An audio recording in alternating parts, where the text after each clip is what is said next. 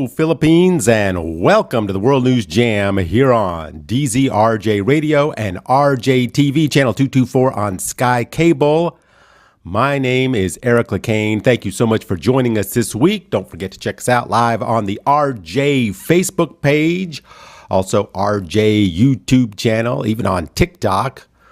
We bring you what I think are the most interesting stories of the week, things going on around the world, stuff that maybe you heard about going on outside the Philippines, wanted to get some more info. Now, this week we will be talking about that story in Thailand. North Korea is back in the news. Also, gasoline going back up, that book out on Trump, some money news, and much, much more on the World News Jam right here on RJTV in the Philippines.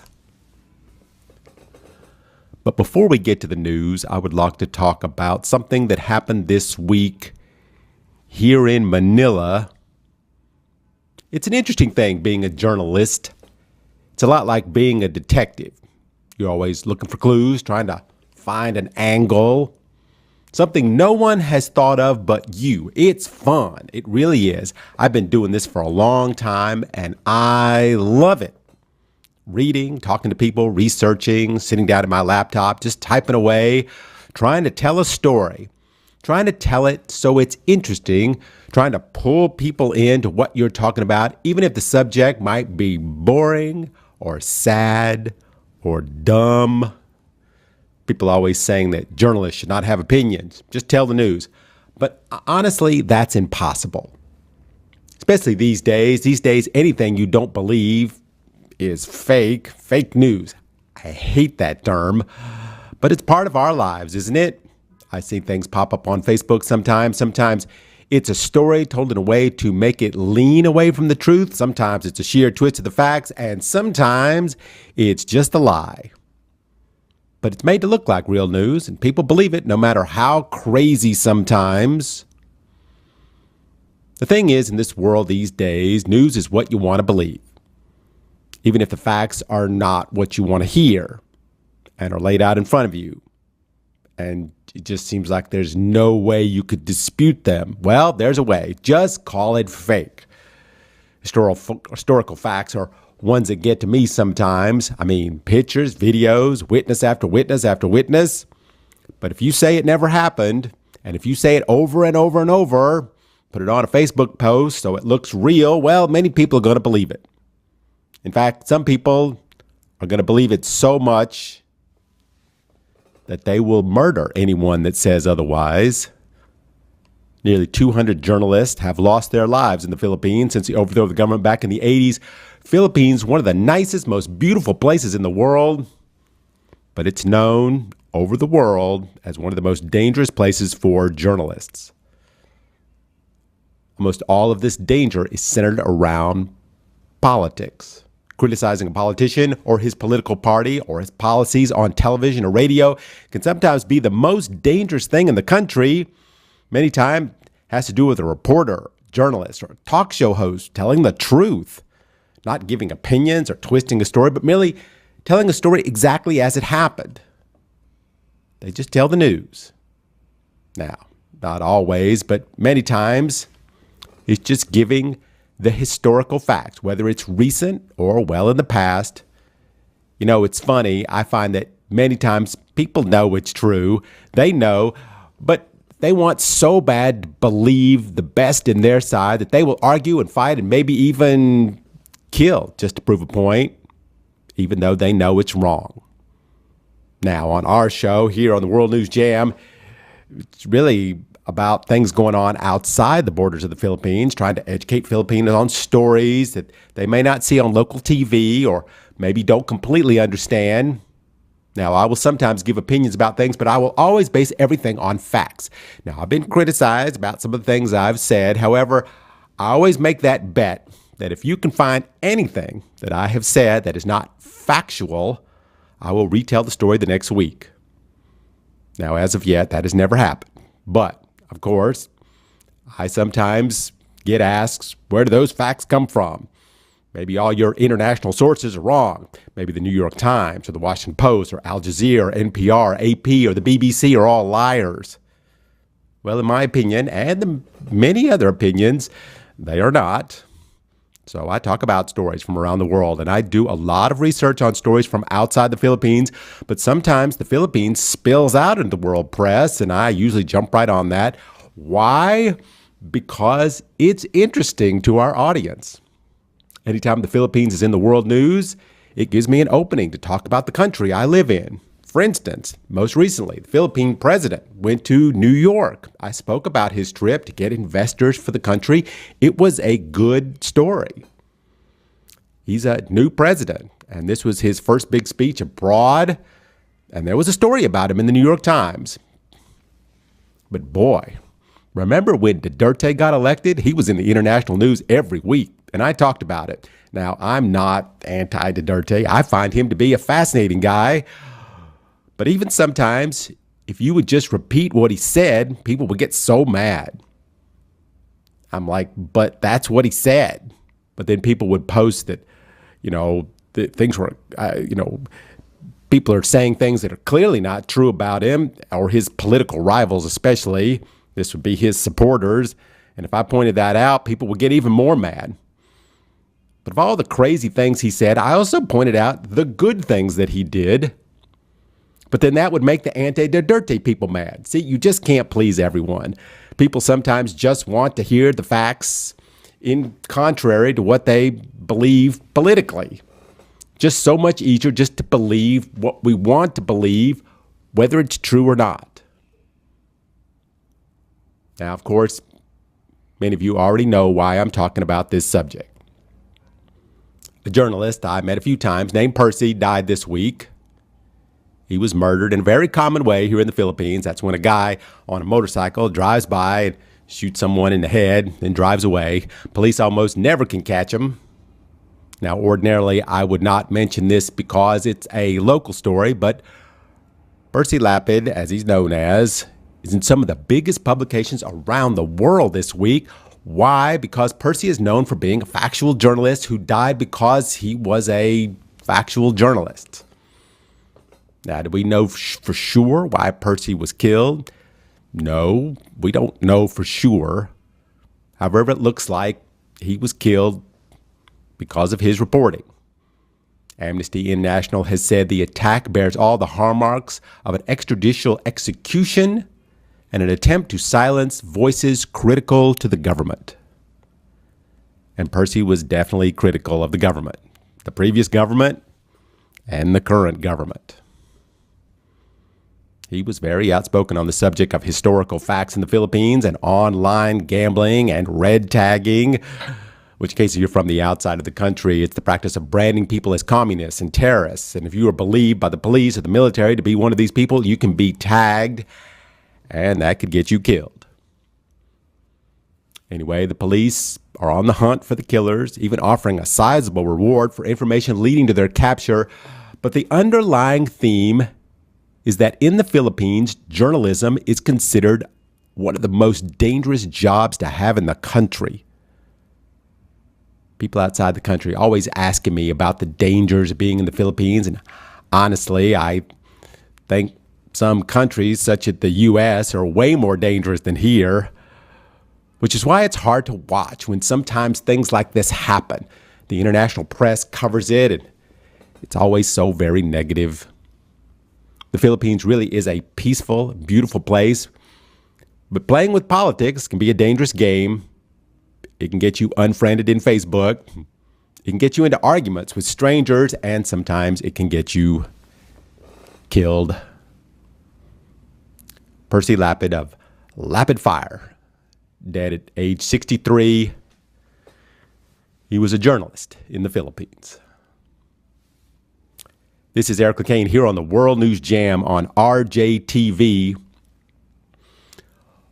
Well, the next story I don't really want to tell, but like the last one, it's important that it be heard. It's all about a mass shooting in a school. Now, I know what you were saying. What state in the U.S. did it happen this time? Was the gunman a lonely white guy who was troubled and mad at the world and somehow bullied and scorned by his teachers? Actually, it's none of those. The shooting happened of all places in Thailand.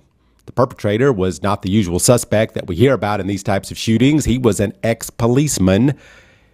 He had recently been kicked off the force for having drugs, most notably yaba, a combination of methamphetamine and caffeine. Many there refer to it as the crazy medicine. In fact, just a short time before the shooting, he was in court to answer for his drug charges. He was mostly going to be sentenced soon after, but was able to leave the courthouse and drive away. But what's interesting is where he drove to next. His son's school. He drove to the school. Actually, it was a daycare center looking for his son. But when he didn't find him, he became angry. And what happened next will go down in the history books of Thailand. So there he was at the daycare, looking for his 2-year-old son who wasn't even there. In fact, many kids were not at the school that day because of the big rain that had just happened, and the regular school kids were all out, so the young children were staying at home with their older siblings. But many children were still there. When the guy couldn't find his son, he seemed to become enraged, so enraged that he pulled out a gun, shot 2 of the teachers at the center. Then he pulled out a large knife and just started swinging it. He stabbed and killed a woman that was 8 months pregnant. The eyewitness said he turned toward her, but she begged him for mercy. As he came closer and closer at her, she said, I didn't know what to do. But then he changed course. What happened next seemed to be something you can't imagine someone would ever do, even in a horror movie. Witnesses says he used the gun to open the door to the room where all the children were sleeping. It was after lunch and the children were all having their nap. He walked in the room without saying a word, just started swinging the large knife. The room was full of children ages 2 to 5 years old. He didn't use the gun, just the knife. Went through the room stabbing each child.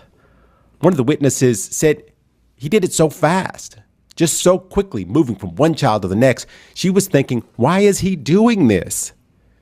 She said he kept stabbing them even after they were dead. When he was finally finished, 23 children lay stabbed to death in the room, juice boxes and blood strewn all over the floor. The man finally left.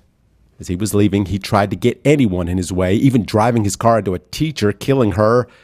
He then drove his car to his home where his wife and son were. The police surrounded the house, but not before he killed 3 more people, his wife, his 2-year-old stepson, and himself. How could this happen? I mean, we don't ask that question in the U.S. anymore because in the U.S., it happens all the time. But this is Thailand, in a remote section of town far from the main city where crime is very little. Like in the U.S., this man had bought a gun legally. In the U.S., most shooters bought their guns legally. But the difference is most massacres like this are done by young, troubled teens, not ex-police officers. The emergency worker they interviewed at the scene said it was just something you don't want to see. He said the whole thing was so distressing. The children were all loaded into a van, taken 80 miles away for the autopsies could be performed. Now, when the police went into the man's house, they found yaba. That's the drug he was known for taking. Maybe he took too much. I'm sure that's going to be a factor when they find out later how much he had in the system. But the question I have is, would a drug turn you into a murderer like this? As it stands now, 38 people died in the incident, 24 of which were all young children. This included the woman he ran down with his car when fleeing the scene, and his own wife and his own child. The Thai military, all dressed in white, came to the scene and placed white roses at the door. The prime minister has ordered an investigation into the incident. However, like in the U.S., many of these investigations end up being exactly what you would think. A person killed a bunch of children. We don't really know why. We can guess and hypothesize. We can have experts come in and guess to his motives.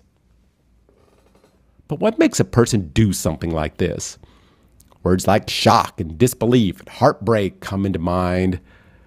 And one word we hear over and over, why? Like I said before, could have been much, much worse. Many kids didn't come to school that day. That's because of that rain, but that's the only positive thing I can think of this whole thing. But still, why? Was it because he was high on yaba? Was it because he was mad because his son was not there? Was it because he was fired from the police force and was about to be convicted of drug possession? The last time Thailand had any kind of mass shooting like this was 2 years ago, when an argument over a land commission fee between two soldiers at a military site kind of got out of hand. That man went on a rampage in a mall. This is what I'm used to hearing in those cases. Someone in a mall shooting a military weapon, but this just doesn't fit that style. I just can't get my head around this one. I mean, if a drug were involved, then it would start to make sense, but usually in those kind of cases, it's a spray of bullets. Someone just blind craziness, just keep pulling the trigger. But this man used a knife, going from child to child. There's a big difference. And witnesses that survived said that he did not hesitate. He did not contemplate. He did it very quickly. Usually there's a lesson to be learned with each type of these massacres. Something like, well, we shouldn't be selling guns without a background check, or military assault weapons should be banned. But what's the lesson here? Could it be that Thailand needs to take a closer look at its growing drug problems? Or could it be that we need to try to figure out why some of us are crazy? Shouldn't we be able to spot a police officer or military people who are trained to kill if they have some screws loose in their noggin? I don't know about you, but this one's hard for me to swallow. I have talked about many murders and many mass shootings here on the show, but in my research on this story, I would have to get up and walk around the room and wash my face and get a drink and then come back and start again. This one was really tough to do. Just sometimes in this world, there's just no answer as to why.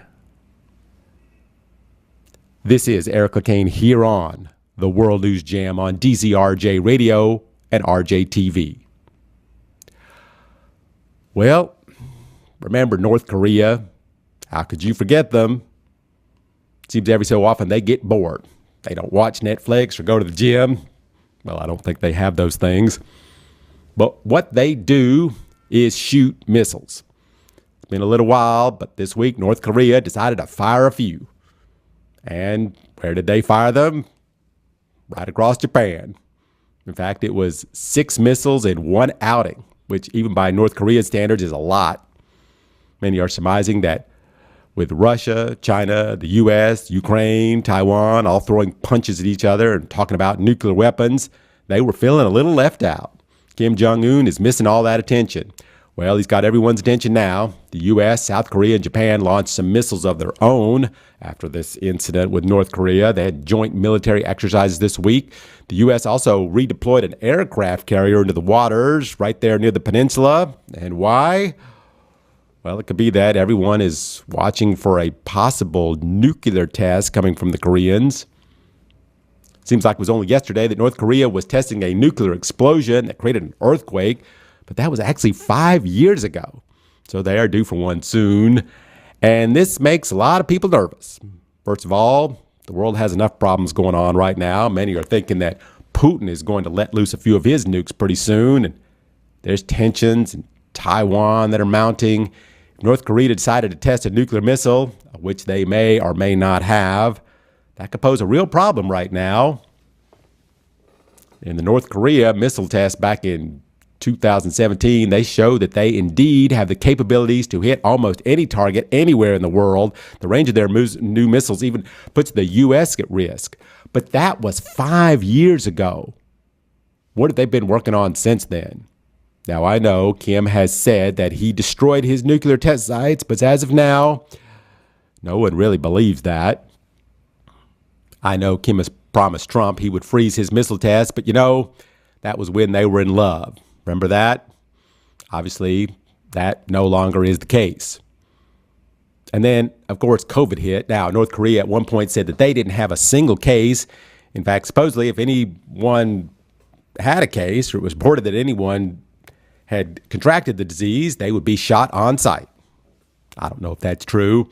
Kind of sounds like it would be. So they sealed their borders. But later on, they got blasted with a countrywide pandemic. Huge numbers of cases started to surface out of North Korea as the country tried to figure out how to handle it. And during this time, North Korea did not fire off really that many missiles, which made many of us breathe a lot easier. But that was then, and now it's time for a comeback. The Supreme Leader has declared that the country has defeated COVID, and since the Biden administration has kind of cuddled back up to South Korea, that seems like a good time for the North to flex its many missile muscles. To keep the missiles in shape. Sometimes you need to use them. Make sure everything still works. Some experts think Kim's tests are based on the weather. And when the skies are the clearest, then the missiles are, these missiles are very expensive and they need to make sure that some storm doesn't get in the way. But others are a bit more skeptical, saying Kim Jong-un is simply reminding us that he shouldn't be ignored. That this is a way for Kim to showcase his arsenal during a period of heightened global conflict. People have summarized this is kind of a way to draw attention to himself, trying to pressure the U.S. and Japan to engage with him again, get himself back in the news. Of course, the West is distracted with all that's what's going on in Ukraine, so maybe this is the right time to shoot a few missiles to remind the world that North Korea is a force to be reckoned with. Maybe with the U.S. so focused elsewhere, he can get away with a stunt like this. There won't be much of a reaction. It's also the idea that he sees what's going on in the Ukraine and realizes that if he can just have a nuclear weapon like Russia, he could do anything he wants without the worry of any kind of reprisal. But Kim Jong-un, is he thinking about starting a war like Russia? Most likely no, at least not in the near future anyway. I think he just wants to keep everyone on the edge and guessing what he might try to do next. He knows there's nothing stopping him from testing such weapons. The U.S. has parked its aircraft carrier right up on the coast, but that's not going to do very much to stop him. So even though Kim is showing he's still got long-range weapons, he doesn't really have the means at this point to start any kind of major offensive. But if he were to finally acquire a long-range nuclear weapon, and he knows that if he fired it off, even in a test, there would be big trouble for him. The U.S. and the West could wipe that country off the face of the earth. So would he try it? Knowing that if he did, he would probably lose his entire country the next day. Here again, probably not. North Korea needs allies to try something like that. And who's his ally? Well, maybe someday China, but then again, maybe not. Hey, what about Russia? Well, that's not really an option at the moment. China and Russia have military problems of their own. But of all the countries, they have somewhat given support in the past to North Korea, at least as far as those sanctions go. But as far as putting up their military to help Kim, well, that's a bit unsure. But in any case, Kim has the attention of the U.S. and the world again. And according to some sources, like Putin, he is still very worried some of his own people might stick one of those barbecue skewers in his back. But in the meantime, the public praises him. His TV station has been very close-mouthed about the launching of the missiles over Japan because they need to make sure that whatever Kim does, it needs to look good on TV.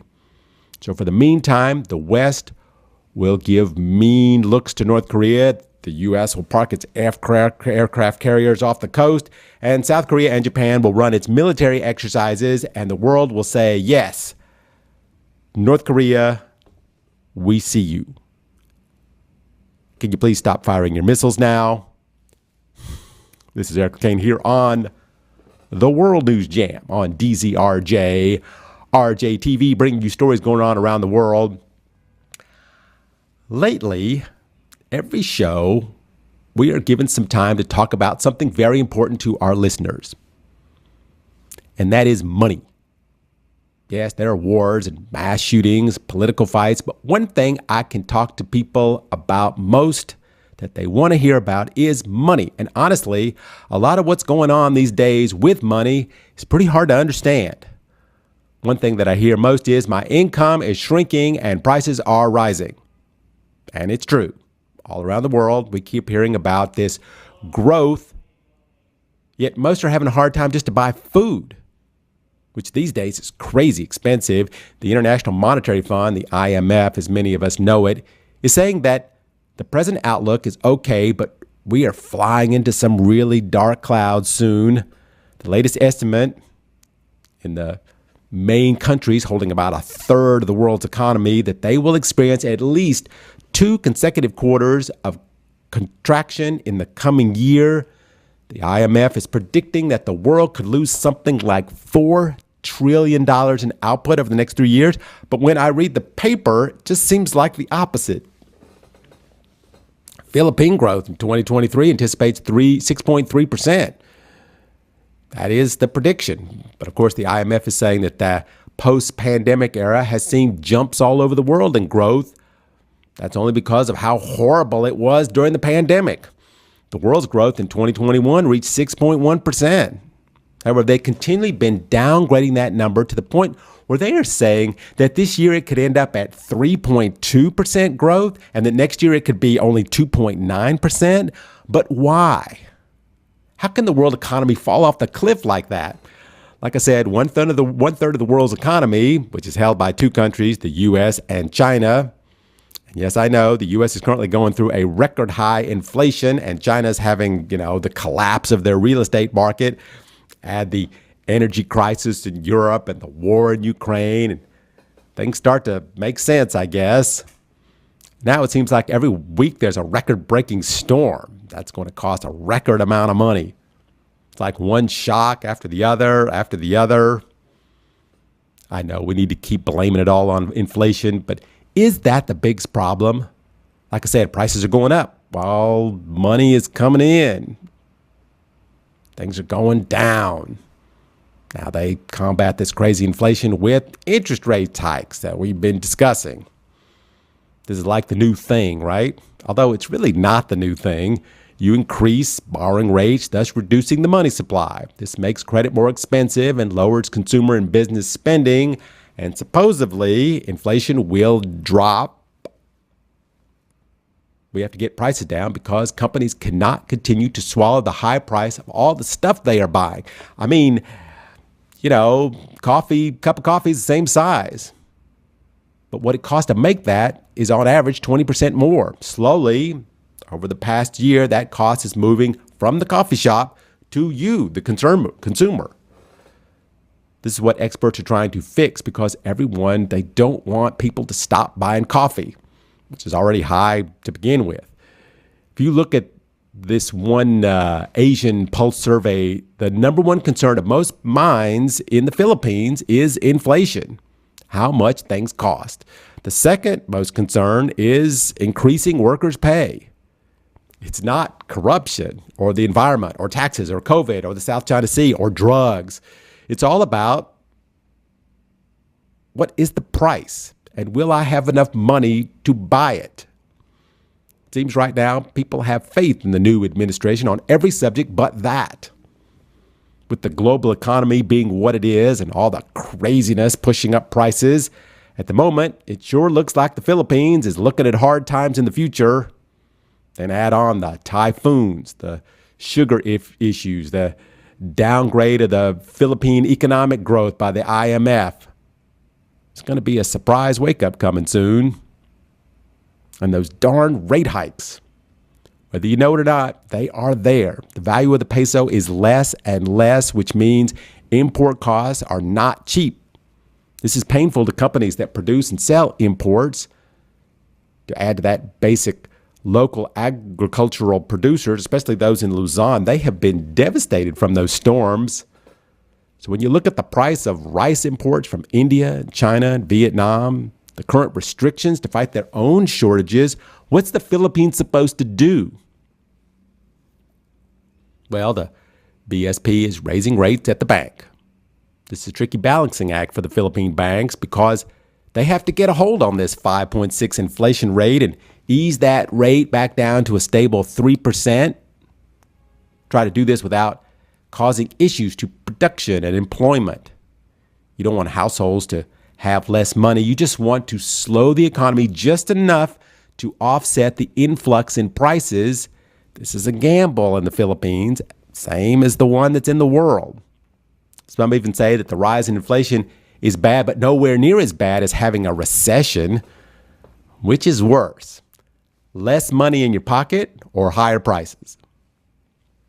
Kind of seems like they go together, doesn't it? But some experts are saying that jacking up the borrowing rates too much is going to be too much in the long run. Maybe it works in the U.S., but will it work in the Philippines as the peso continues to drift further and further out to sea, getting smaller and smaller? And of course, one can ignite the other. If inflation goes up too much, it can throw us into a deeper recession, blah, blah, blah, blah. Job markets, real estate, imports, everything will slow. And if there's a recession, won't prices increase in products? Like I said, it's a balancing act. These economists that set all these policies can make or break a country's economy. In the Philippines, the people living in those high-priced buildings in BGC may not notice too much, but the taxi driver, the cashier in the mall, the dental assistant, they will feel the pain. It's what worries people the most right now, and for good reason. But the right answer for fixing it is a big, I don't know. But I just hope that somebody does. Thank you so much for joining us here on the World News Jam on RJTV, channel 224 on Sky Cable. Remember a few months ago when the U.S. President Joe Biden did a fist bump with the Crown Prince of Saudi Arabia, Mohammed bin Salman? Oh my God, we were all aghast. I mean, the Crown Prince, he's that guy that had Khashoggi killed, had him murdered and chopped up into little pieces and stuffed in a suitcase, allegedly. I mean, we can see Trump being best buddies with him because, you know, Trump could make some cash. But come on, Joe Biden? But after the infamous bump, gas prices started to come down, didn't they? So we were like, okay, Joe, we will let this go because gas is cheaper now. But then this week happened. OPEC Plus made an announcement. By the way, OPEC Plus is OPEC plus Russia. Anyway, they decided to cut oil production by 2 million barrels a day. What's up with that? I thought the U.S. had a deal to increase oil production. Yeah, well, maybe these days when it comes to manipulating the price of oil around the world, you really can't trust those Saudis because you have to remember they're on the same team as Russia. I mean, the U.S. worked out a deal with the Saudis to pump more oil and bring down the price a bit from $130 a barrel, which it did. That's what it was supposed to do. Get the price to a more reasonable $80 a barrel. But then this announcement. As of last week, oil is up 11% to $94. Just when you thought it was safe to fill up your car again. But what this has done is made us all think again about dealing with those guys, to realize that we as a world really can't trust those oil dudes with sticking to the plan. I mean, look at the situation. Putin is having a horrible time with the war while he's trying to fake celebrate in front of the Russian public, seeing him annexing parts of the Ukraine. The Ukraine has taken some of those parts and pushing the Russians out. This has got to be humiliating. And now Putin has had to start the draft into the military, which he has said he would never do because he's out of soldiers, because the Ukrainians keep killing the Russians. He's desperate. So he's got that leverage of being part of OPEC Plus. So they are cutting oil production. Russia needs these revenues to be high. They can't sell oil at this low price and pay for his war. But what if the world just won't pay it? What if the EU puts a price cap on the Russian oil, which is what they say they're going to do? How can they do this? Well, they will penalize shipping lines transporting the Russian oil. They may withhold insurance, which the shippers need in order to transport the oil. The EU has even thought about bringing back the use of coal. It's Supposedly, even in the U.S., it's even thinking about Venezuela as a source to offset this price. There's a possibility the U.S. will cut down on its sanctions to that horrible government of Venezuela in order to keep the price of gas from spiraling out of control, because in case you haven't noticed, there is an election coming up in November in the U.S., and you can believe that gas prices are going to be a super hot topic there. But if the U.S. and the EU figure out how to deal with not using Russian and Saudi oil, the money, where's it going to come from? Where's the oil going to go? And this is where China and India come into play. The backup, where to dump the oil if the U.S. and the EU play hardball. China and India are happy to take the surplus oil off the Russians' hands. So what if the EU goes back to burning coal? Does anyone care if we follow the environmental rules that we all promised? We're talking about big money here. Saudi Arabia and the Russians think that they can get away with this. Well, then here's the level we stoop to get around it. Burning coal. Oh, and the U.S. has another great idea. Let's sue them. Yes, the U.S. sues over everything. However, they really can't sue the big oil producers like Saudi Arabia. I mean, if you could, for artificially raising the price of oil, why didn't we sue them before?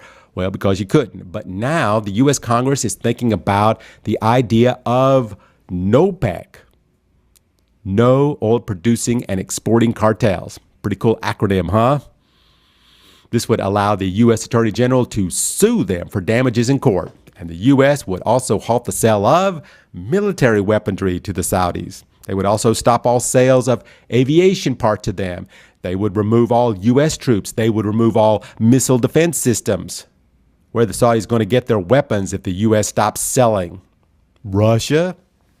Russia needs every weapon it can lay its hands on now. I mean, have you seen what's going on in the war now? I saw things this week I never thought that I would see.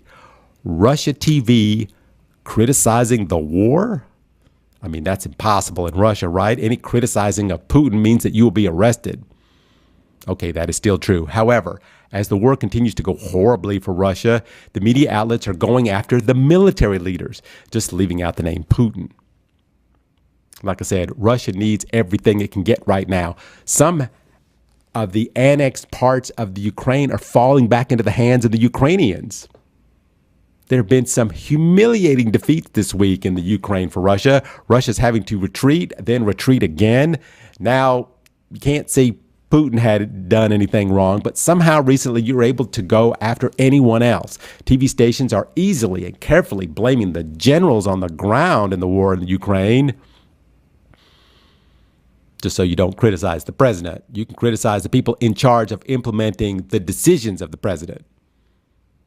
This has led to some groups going after rival groups within the Russian government. In fact, just this week, the Russian Defense Ministry has announced the appointment of a new commander of the war in Ukraine as the descent of Russia seems to be growing uncontrollably. With all this mess and the strange turnarounds of the Saudis, the world seems to be coming apart, even more separated than it was before. Officials from the Saudi Arabia government have said that the Saudis are just protecting themselves by doing this, and they can't be concerned with any political fights in the U.S. or the EU. They have to be concerned about what will benefit Saudi Arabia. Yeah, but they have jumped on to the side of Russia with this cut in the oil production. Is this what's best for Saudi Arabia in the long term? I mean, don't they have a war of their own in Yemen to fight? I'm just saying. Is this the best route to take for Saudis? You fist bump with Biden, then you go stand behind Putin when you think you can make some extra cash? Look at what this is turning into now. I think this is called cutting off your nose to spite your face. This is Eric Lecain here on the World News Jam, talking about stories going on around the world. Well, doesn't it seem every week here on the Jam, we do some kind of story on Donald Trump? I mean, the election was in 2020, right? He lost and he directed his people to storm the Capitol. Then the Congress investigated the whole thing. Then the FBI raided his home in Florida looking for some secret documents he took from the White House. Then the New York State Attorney General sued him for $250 million for tax fraud. I mean, he's been out of office for 2 years, but he keeps doing stuff that would scare the crap out of most people, especially a politician. But Trump seems to love it. Doesn't matter that Congress claims he's responsible for the only deadly insurrection following an election in U.S. history, or even he's getting sued in which his CFO has already been given a jail sentence. He doesn't care as long as he's on the front page. Any news, good or bad, is great. Besides, no matter how bad it is, he will always deny it, then attack anyone that said it. He will lie right in front of the face of the world. Even there's mountains of proof, he won't care in the least. Why? Because he knows his supporters out there will believe anything that he says. Many politicians are so worried about what will be said in the newspapers or a book about them, but not Trump. Heck, there are books coming out every month about Trump. He's not even the president anymore. Like just this week, a new book came out, Confidence Man by Maggie Haberman. Now, there are many books out there from people who worked directly with Trump or were on his staff or were in his family. But Haberman, well, she's a real writer, real journalist. In fact, she's one of the top journalists in the U.S. She didn't just write the book from things she read or heard. She was right there in the middle of things. She did over 200 interviews with everyone in Trump's orbit, including the man himself. And it's not really a rehash of stuff we have already heard. It takes many of the Trump stories that we know one step further into the truth of what really happened. One of the big things was that Trump wanted very much to fire his daughter Ivanka. This was the same daughter that Trump claimed that if it was not his daughter, he would probably date her. One day, Trump sat down with John Kelly, who was one of the many chiefs of staff, and said that he was going to write a tweet out saying that Ivanka and her husband Jared would be leaving the White House soon. Trump didn't think her husband looked very good on TV and that he sounded like a child. Also, Ivanka was not liked at all by the public, and her brand was being dropped from multi-retailers. But Kelly told Trump maybe, he should tell them in person first before tweeting it to the world. But Trump wouldn't confront his own daughter, so that never happened. She was never removed. Trump, of course, has denied all of this. Now, in regard to the U.S. bombing Mexico, remember that story? Trump wanted to bomb the drug dealers in Mexico. When he brought it up, many thought he was joking. The U.S. Defense Secretary explained that, well, we can't just bomb another country. There are, laws and treaties. Trump was like, how would they even know if it was us? We'll just do it and then we'll just deny it. Well, it turns out Trump got this idea from someone in the U.S. Public Health Service who visited the Oval Office and wore a uniform. He spoke to Trump and he looked like a military person because he had on this uniform. Trump actually thought he was in the military and really wanted to do this idea that he had because it thought it would make him look really tough. So the White House had to tell that guy that if he ever visited the White House again, he could not wear a uniform. Now, as we all remember, Trump totally downplayed the COVID virus, saying many things he knew not to be true about the severity of the virus to the public. Then he got the virus himself. According to the book, he was very scared of dying because there was a time where the officials had to talk to him about the succession of power if he were to die.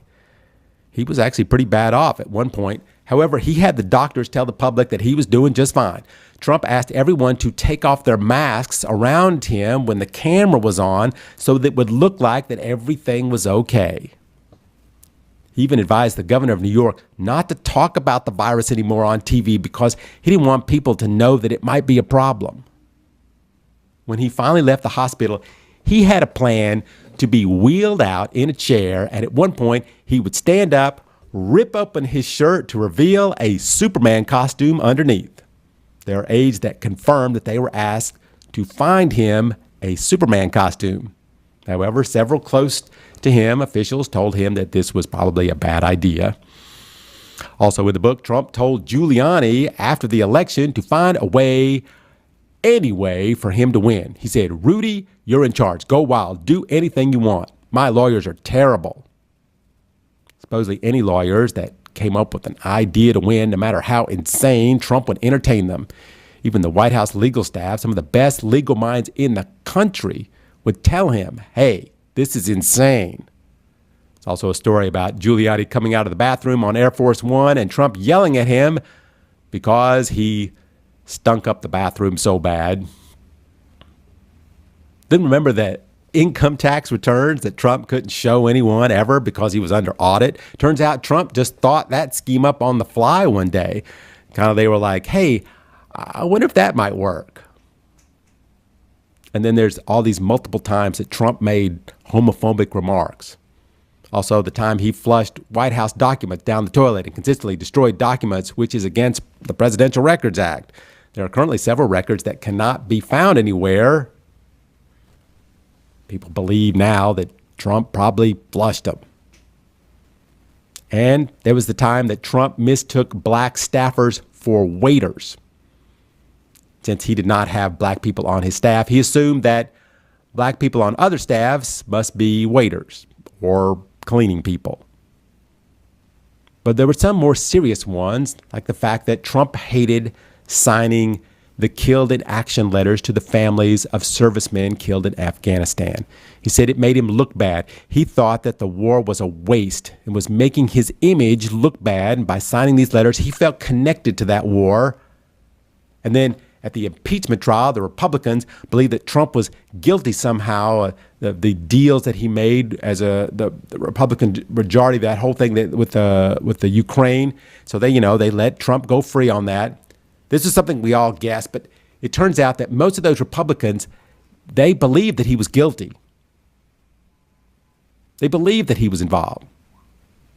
Now, since this book was released, he has nicknamed this writer Maggot Haberman, claimed that the whole book is nothing but fake. No big surprise there. Seems he would do interviews with her and then claim that what he said to her, he never said. Of course, it's all recorded. Even once called her his psychiatrist. But as she says later, a lot of what he says is just basically testing the water to see how it might play out later in the public. You can never tell if he's telling the truth or just trying out the latest thing that he just made up. According to her, Trump's entire persona is an act. In his reality show, The Apprentice, he was always seen in the boardroom. However, it was just a TV set. Trump at the time was being shown on his reality show as a business genius when in reality, he was nearly broke at the time.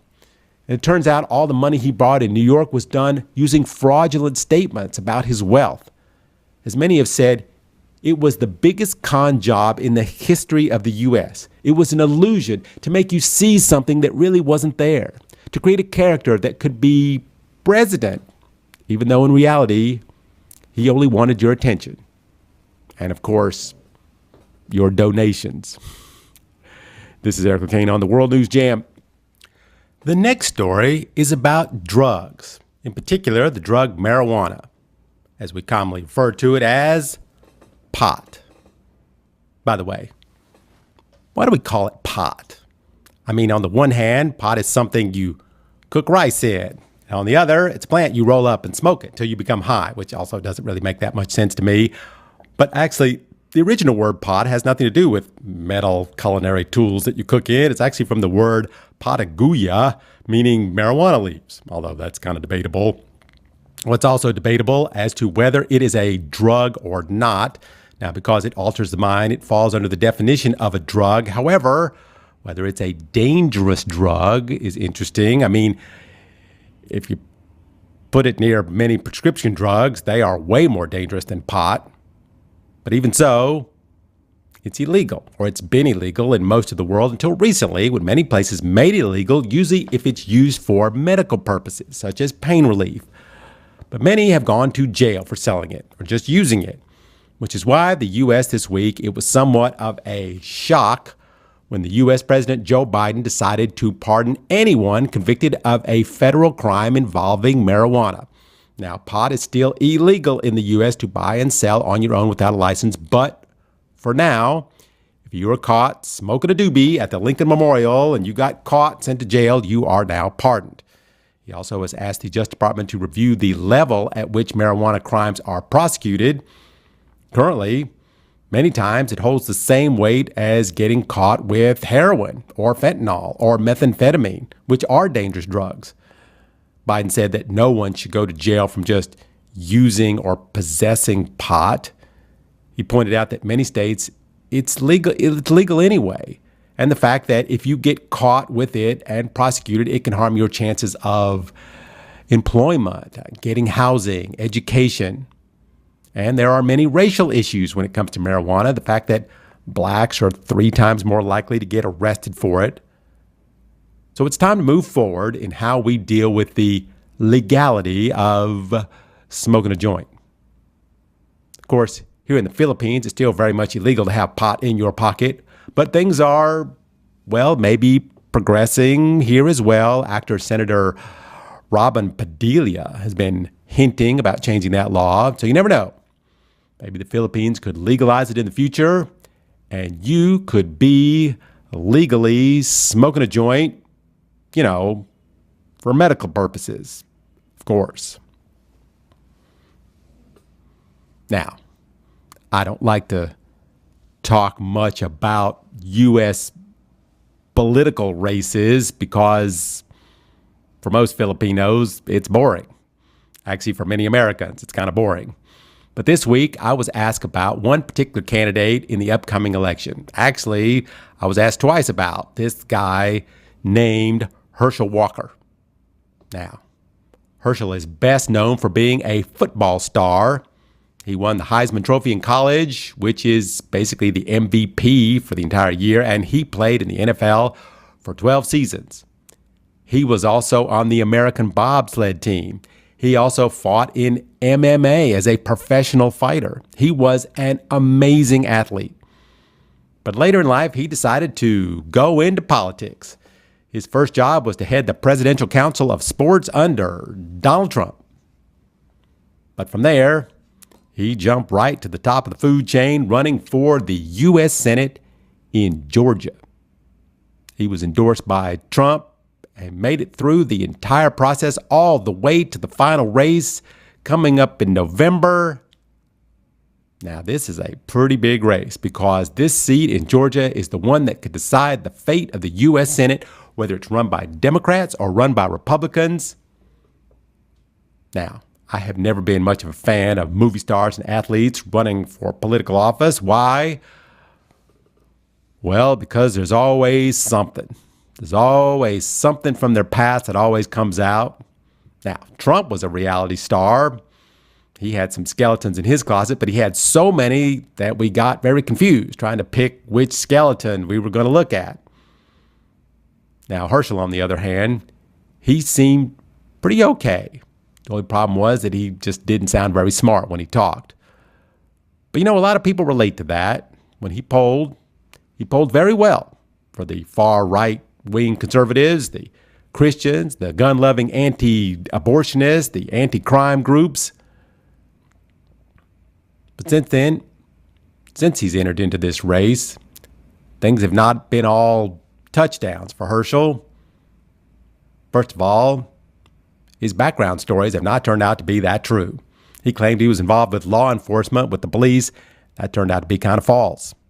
Then he said he worked with the FBI, but he doesn't really have the minimum education to work with the FBI. Also, he's had some very strange remarks with news stories, sometimes very odd. When he was asked about the shooting in Texas, you remember that one? 19 children were killed. His reply was, well, Cain killed Abel. That's a problem that we have.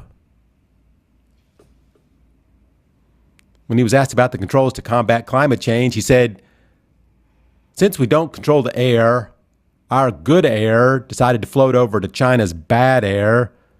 So when China gets our good air, their bad air got to move. Now, this is the Republican representative in one of the most important Senate races in the last 20 years. In regards to transgender issues, he said, they're telling the young kids in school, you can be a better boy tomorrow or you can be a girl. But I want young kids to know that when you go to heaven, Jesus may not recognize you because he made you a boy or he made you a girl. Okay, fine.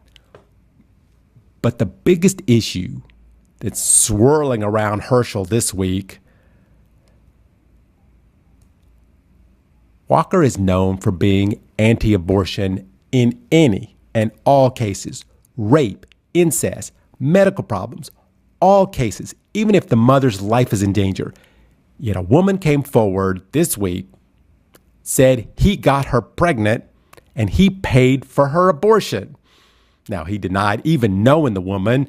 Then she produced a check from him written at the time of the abortion that she claimed is for the abortion, and also a get well card from him. So then he said, okay, he knew her, but he never paid for an abortion.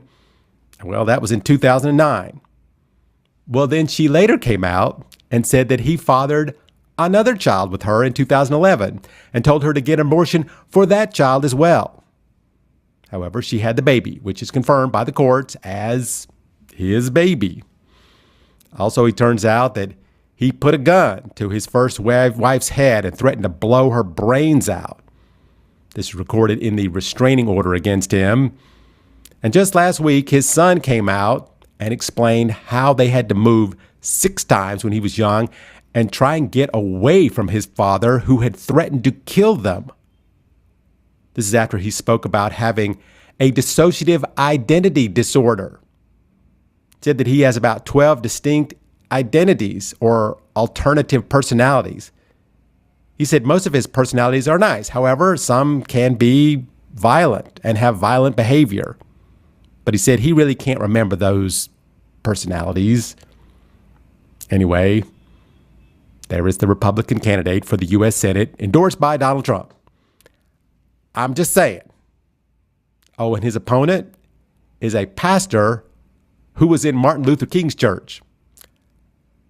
So let's see how the people of Georgia vote this coming November for control of the U.S. Senate. Whether you will vote for the Democrat, Warner, or one of the 12 Herschel Walkers. I hope you're voting for the nice one.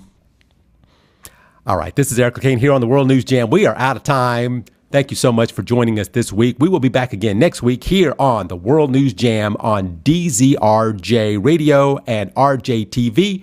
Please tune in again. And for now, everybody be safe out there, and we will see you next week.